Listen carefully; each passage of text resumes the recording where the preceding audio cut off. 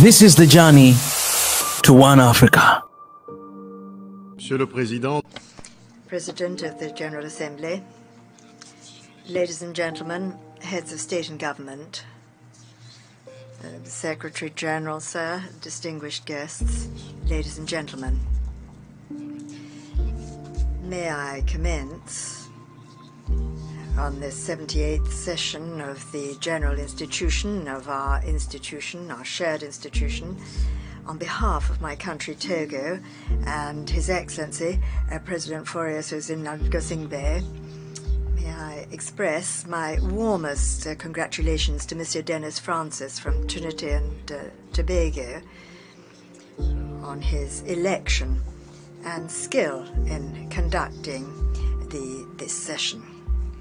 and also go to not only to his predecessor, Mr. Shaba Kuhosi, who chaired our work last year, but also and above all to Mr. Secretary General Antonio Guterres, who is doing the best he can to restore the image of the United Nations of a wounded institution despite the procrastination and complexity of the path of the reform.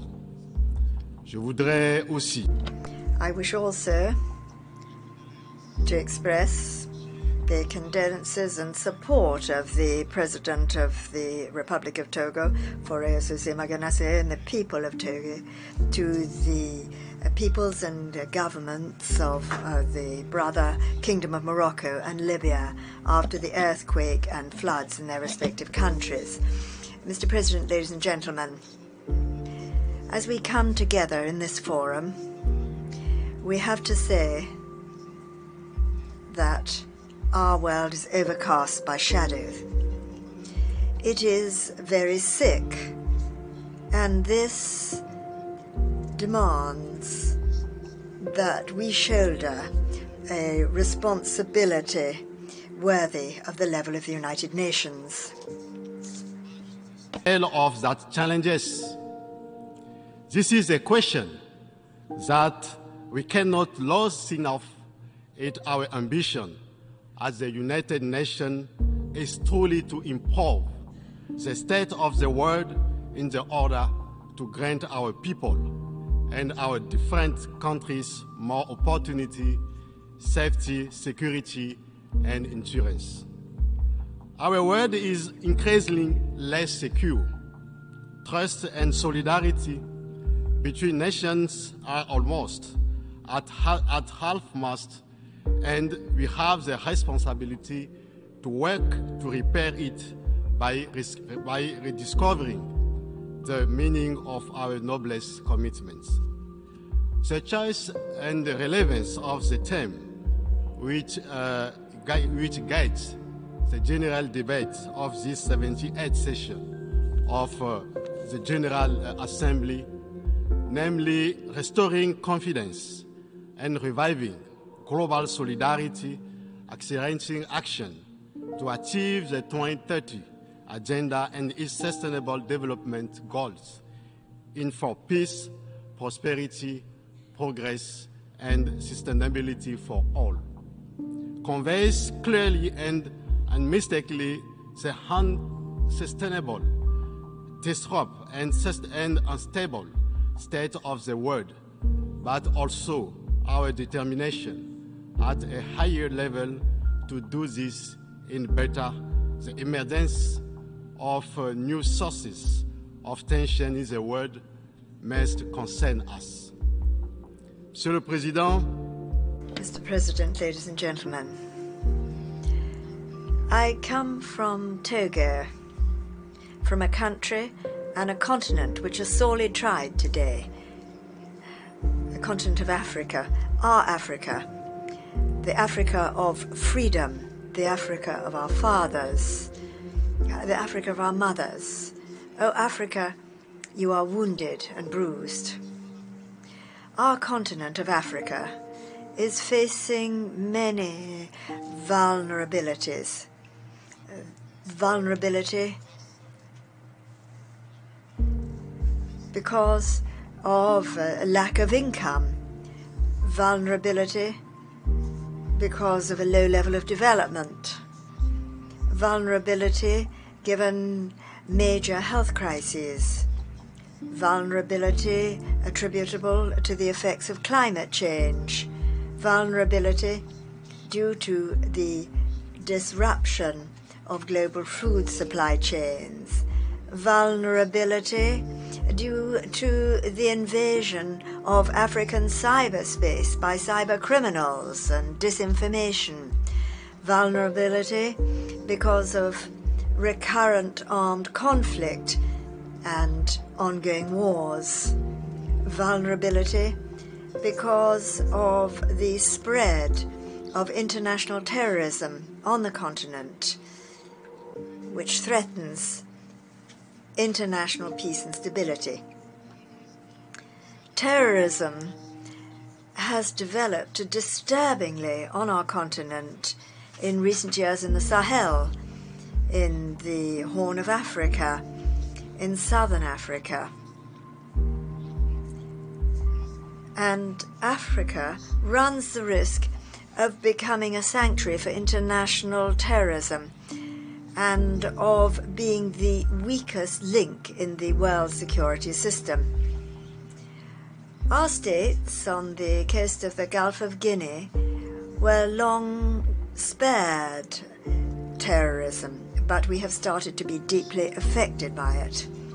Thus, in order to respond effectively to the threat of terrorism, Togo has adopted innovative and multi-sectoral measures in its strategic document, Combating Violent Extremism, adopted on the 5th of July 2022.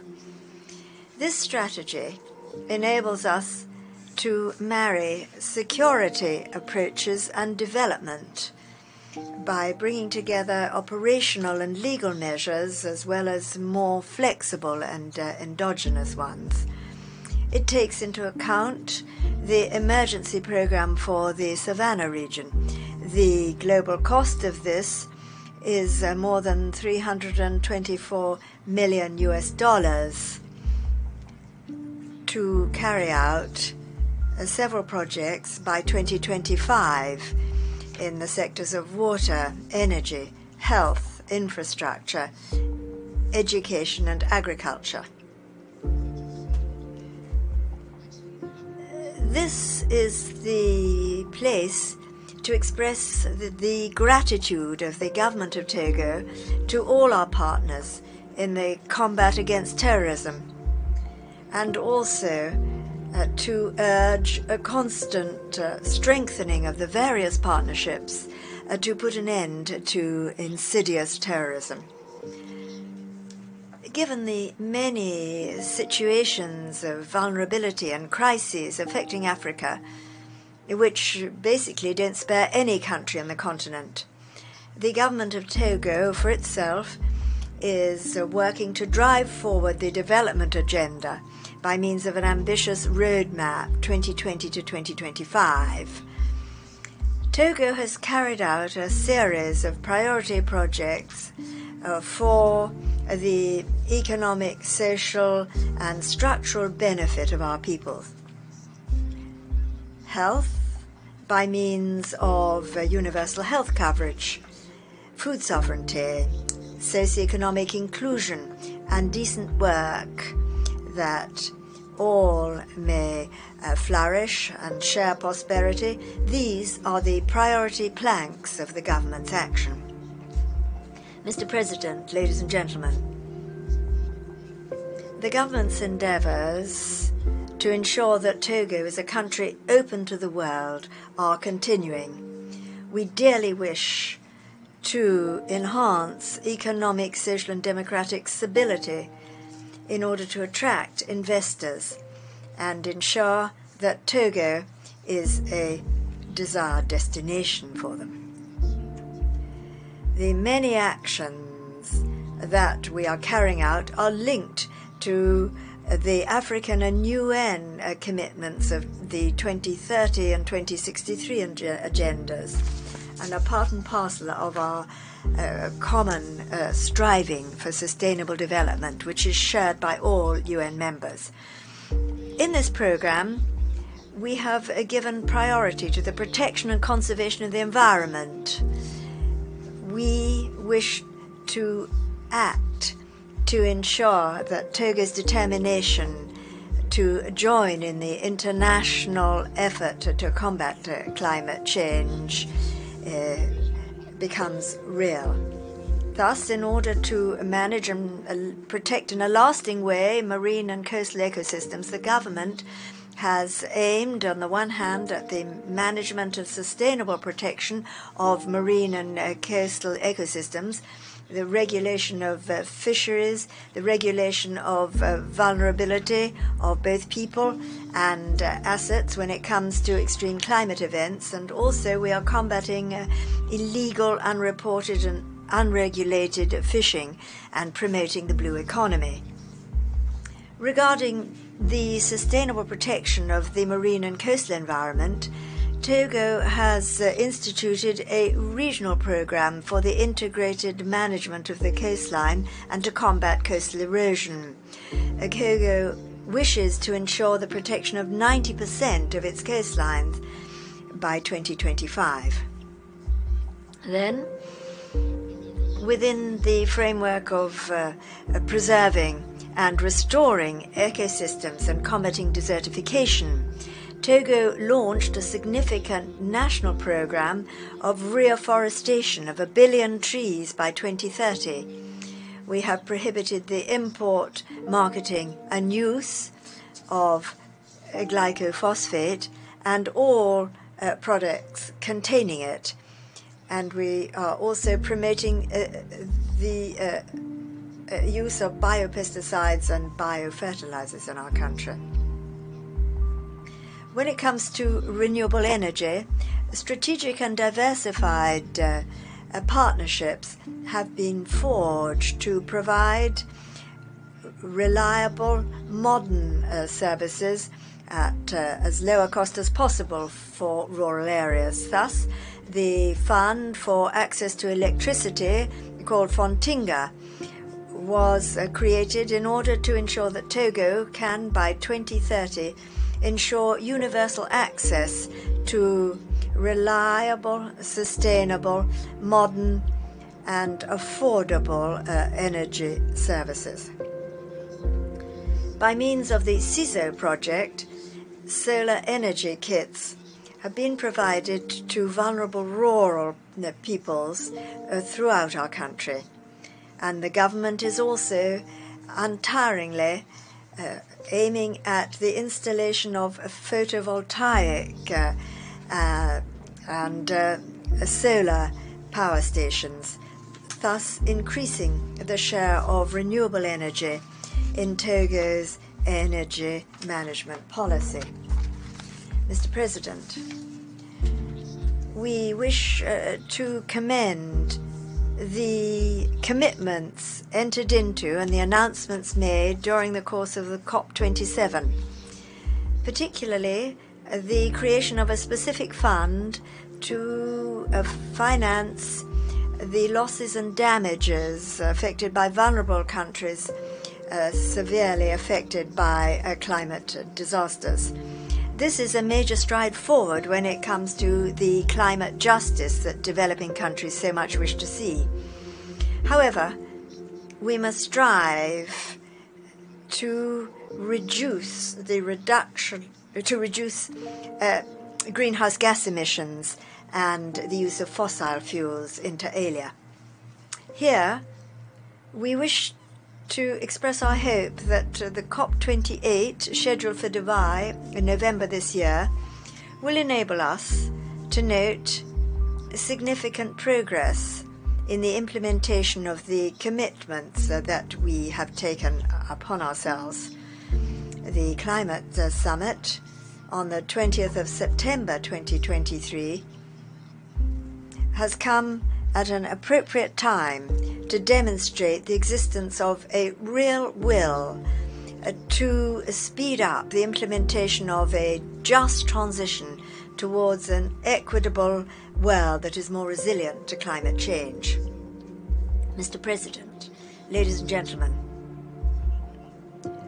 with our continent facing a plethora of challenges marked by the expansion of international terrorism and the emergence of new areas of tension, Africa is seeking its own path, and Togo supports efforts to achieve peace in Africa. Terrorism and instability in Africa are a problem of international security, and they must be treated as such by the United Nations. Our region of West Africa, where several states are in transition against a volatile security backdrop, must be supported with active solidarity. We must invest more in peace than we invest in war. If the protagonists of the various conflicts throughout the world were to heed us, I wish to say to them that war is a denial of human dignity.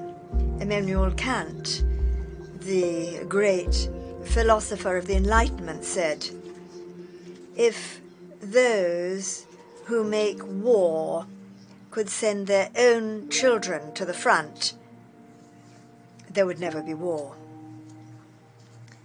Togo is a country of peace, and Togo is against war, regardless of the reasons for it. Since our independence on the 27th of April 1960, Togo has never waged war on its neighbors.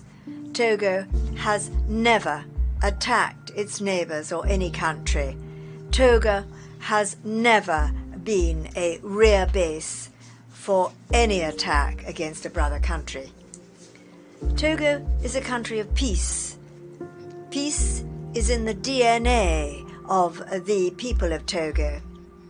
Togo has always been a country of mediation, of fostering dialogue, negotiation, and understanding amongst peoples and governments. The 6th of January this year, 49 soldiers from Côte d'Ivoire were freed thanks to the mediation of the president of the Republic of Togo, Faure Sese-Magasingbe, putting an end to the tension between the governments of Côte d'Ivoire and Mali. Togo has hosted several negotiations for peace, and we can mention Chad in 1982, Sierra Leone in 1991, Liberia in 1991, Côte d'Ivoire in 2000, etc., etc. We call for de-escalation and the cessation of hostilities in the various hotspots throughout the world, and in particular in West Africa. Africa has suffered too much from war, and a minimum sense of responsibility should convince us to invest in prevention and the peaceful resolution of conflict. The bad thing about war, said Immanuel Kant, is that it creates more wickedness than it destroys. External interference causes conflict and crisis in Africa. It complicates the search for solutions to our crises and undermines initiatives for African solutions to African crises. External interference is no longer welcome in an Africa which is aware of its responsibilities, its problems of peace, security, and development. Africa no longer wishes foreign interference. Africa wishes to be true to itself and master of its destiny. Mr. President, ladies and gentlemen,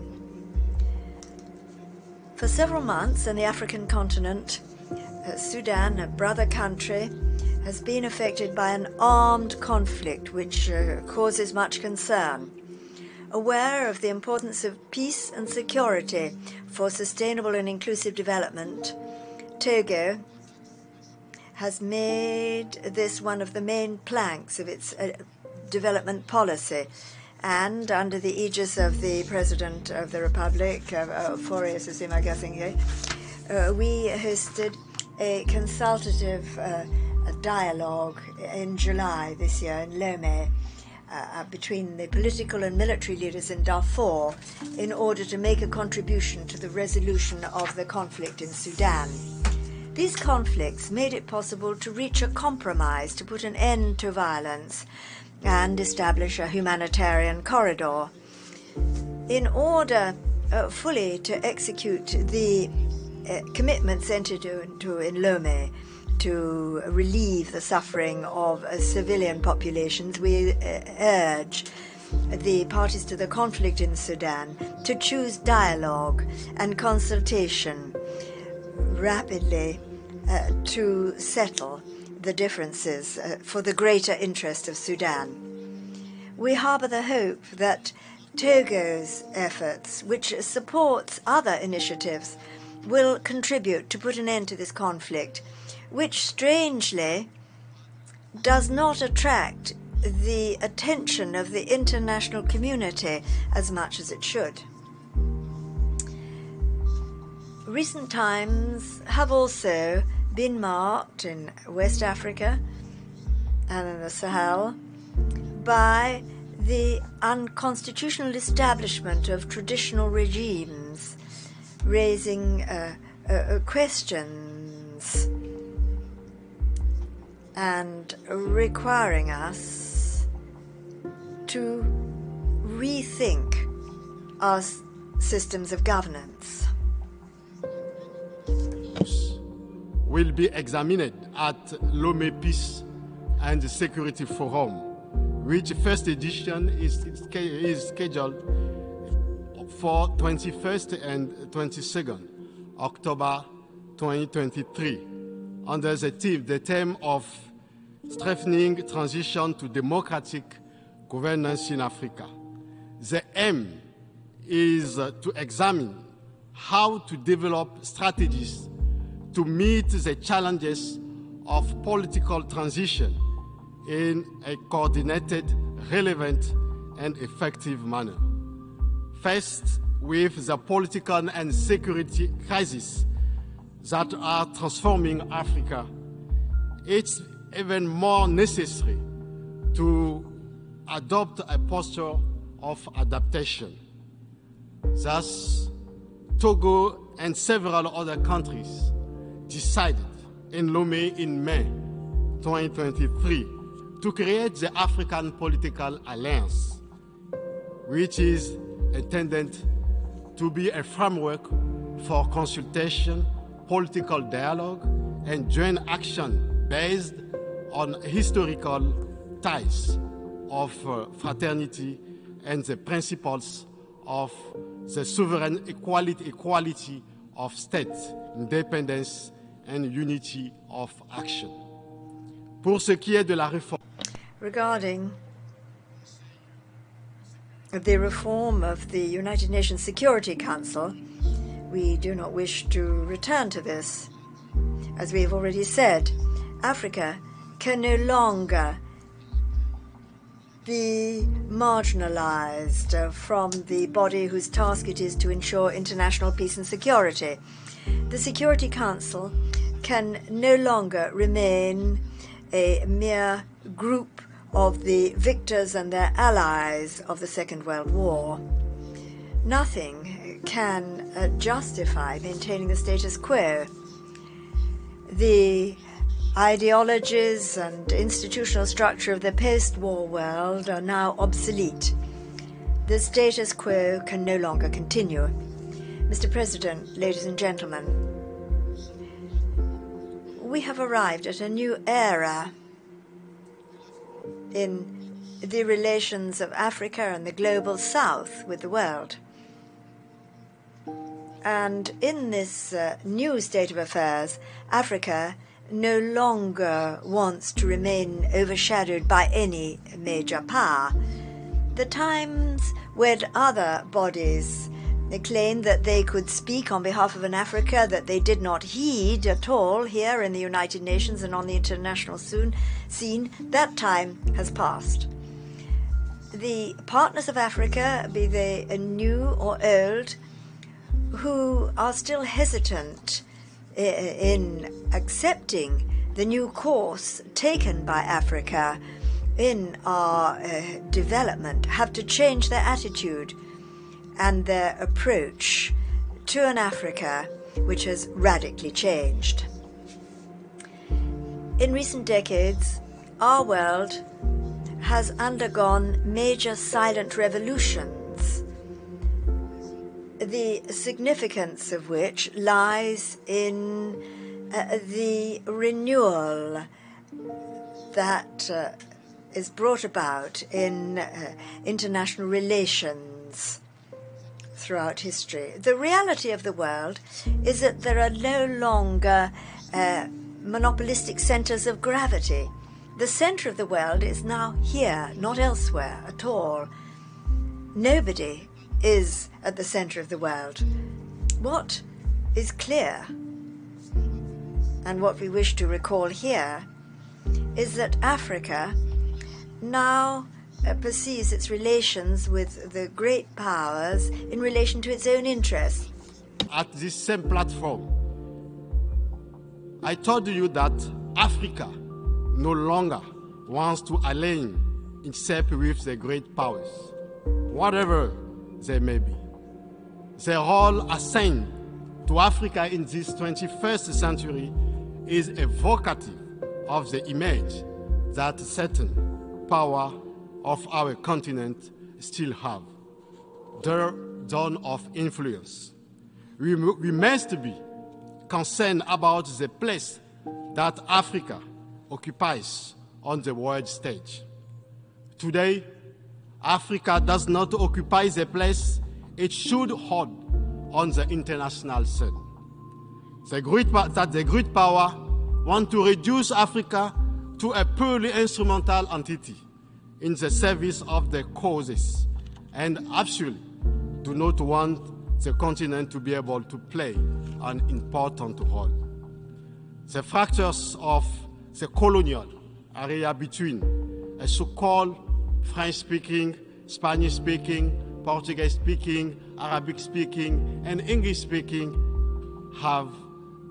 speaking Africa have diminished as have the post-Cold War ideology that dominated the entire second part of the 20th century. Today, Africa wants to be itself. And we say today, as we said the last year, we prefer Africanophonie. Africa accepts more equality, respect, equity, and justice in this relation and partnership with the rest of the world, with the major power, whatever they may be. Today, Africans want to be true partners. Africa certainly does not have the same megaphones as the great power of the world, but the voice of Africa counts and must count if we want to have Africa as a partner on major international issues. La question de la réforme. The question of the reform of the global multilateral architecture is of great concern for Africa and will be at the heart of the 9th Pan-African Conference of 2024 scheduled in Lomé. For those who do not know, the time has come of an African awakening, and this in accordance with the noble objectives of the fathers of African independence. Africa and Africans demand and will make their voices heard in a sovereign, free, and independent fashion on the international scene. President, ladies and gentlemen, Africa knows what it wants. The African people and those of the global south are frustrated because they feel that they're insulted, dehumanized, and sometimes they ask, who are you to flout our humanity in this way?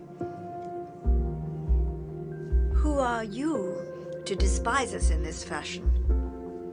Who are you to humiliate us like this?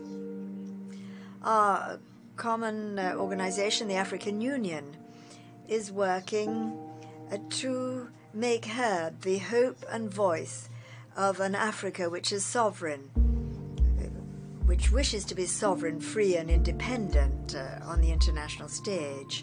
But we're also working within the framework of the African Political Alliance, launched in Lomé in Togo.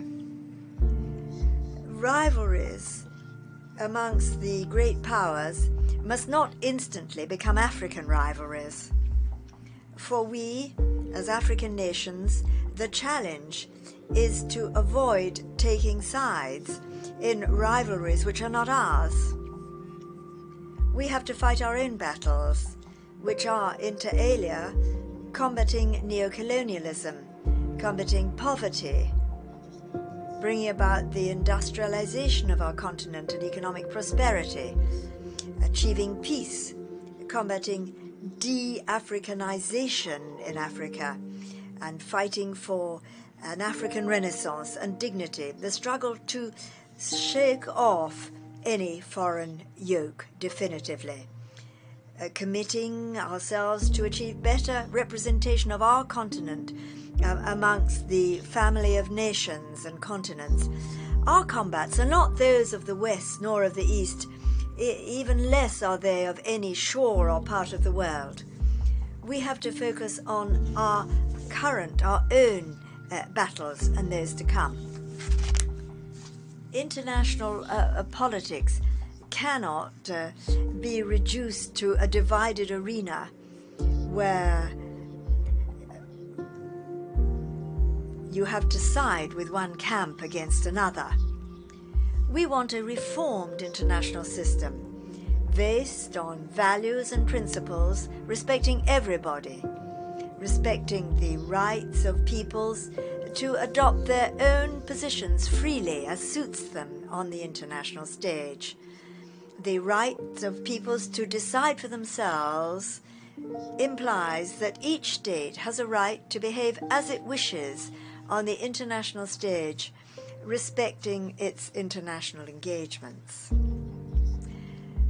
Looking at the major transnational challenges of our century, such as climate change and combating international terrorism, our views may meet those of others, but they must remain our own views, decided upon in accordance with our own agendas. It is no longer a question for the Africa that we want to see to be relegated to the background as the world develops. The Africa of which I speak is no longer ready to accept the propensity of certain countries to make their geostrategical concerns African concerns. Mr. President, ladies and gentlemen, the challenges of our world are indeed great, and the new African positions regarding external relations express the dynamic of renewal and a change of paradigm. The time has come for an African and Pan-African awakening when our continent is aware of itself and its internal responsibilities as well as those to the rest of the world. Africa needs a partnership that respects the dignity of each and every one. We want to be your partners and not your subjects. We want to serve our peoples and not to serve foreign interests. This new movement is not, we repeat, is not aimed against anyone. It is the expression of a new Africa, of an African Africa, an Africanophone Africa, which wants to be free, sovereign, independent, and master of itself. So, for African youth, it is clear, these words are clear, we are weary by paternalism. We are weary of your scorn of our public opinions, your scorn of our people and our leaders. We are weary of your condescendence. We are weary of your arrogance. We are weary. We're weary. We're weary. Thank you.